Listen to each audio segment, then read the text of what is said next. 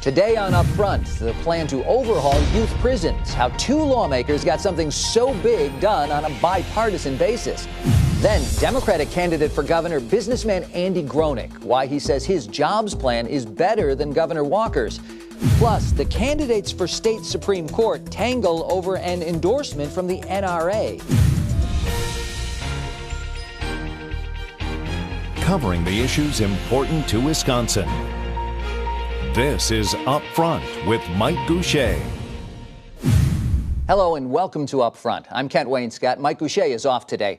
Wisconsin is poised to see its biggest corrections reform in years. Lawmakers and other key groups are coalescing around an assembly plan to shutter the troubled Lincoln Hills School for Youth in northern Wisconsin.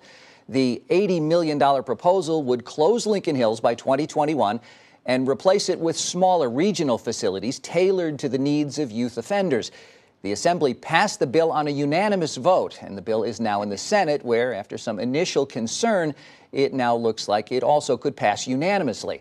The governor supports the youth prisons overhaul, and we're talking today with the Assembly authors of the plan, Democratic Representative Evan Goyke of Milwaukee and Republican Representative Michael Schra of Oshkosh. Gentlemen, thank you very much for being with us today. And let me start with the number 95-0. This bill passed unanimously, a high-profile, contentious piece of legislation that everyone came together on, something that doesn't happen very often. What made this work? Well, I just think the fact that we put aside our political differences and really wanted the outcomes to be what was important.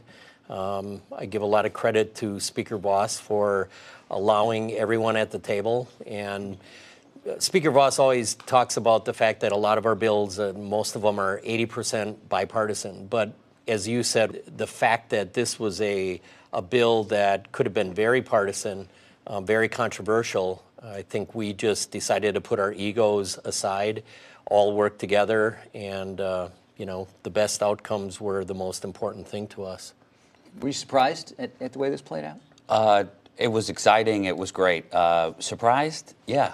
I was going through my phone the other day, and I was looking at pictures from 2015 and 2016 when myself and then Representative Mandela Barnes first went to Lincoln Hills after the stories were breaking of some of the abuse that was going on. And I was reminiscing on just how long this effort has been, a number of years of introducing different legislation. And so it was surprising that it all came together so quickly, but it was a really strong political moment for the state of Wisconsin.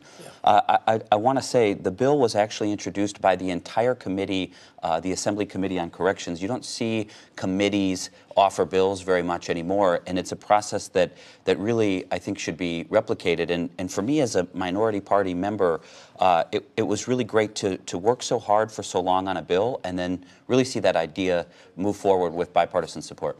The need for this at this moment in time, and you talked about your visit to Lincoln Hills. I know you spoke on the floor of the Assembly about a visit you had in your youth. Tell us about the impact that had on you. A lot of this, I think, was something that actually did come out of the visit that Evan and a number of us made from the Committee on Corrections. And we drove up. We had 3-4 hours to talk about Lincoln Hills, but also to get to know each other.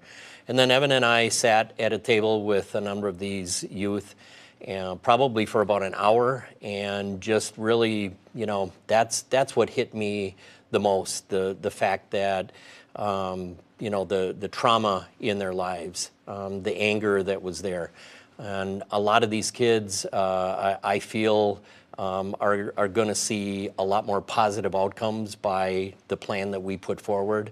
Evan has always talked about the Missouri model, and I really believe that we're developing the Wisconsin model. We're going to take the best from all the states that have reformed juvenile corrections in their states, including Missouri, and turn that into the Wisconsin model and used, evidence-based decision-making and trauma-informed care. And that's what, is going to be the difference between what we were doing and what we plan on doing in the future. The governor had also laid out a proposal.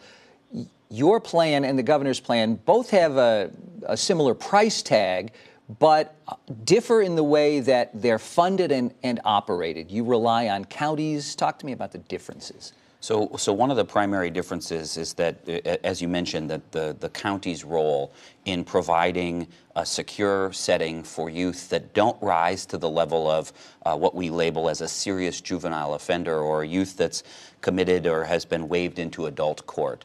And so what we do is we retain, like the governor's plan, the Department of Corrections maintaining and operating facilities for the most violent or most serious offenders. But in place of the Department of Corrections running local facilities, we have counties or regional consortia of counties running these facilities. And what I think that will bring is a greater diversification of programming and services. I think that you'll see regions be able to tailor their facility and their programming appropriately.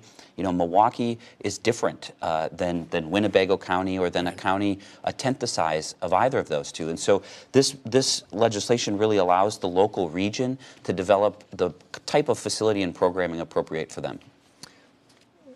We're headed to the Senate with this legislation now. There's been some concerns voiced from that chamber. What does your gut tell you? How will this play out? Well, I think how it played out as quickly as we were able to put this plan together, I think there was a lot of skepticism.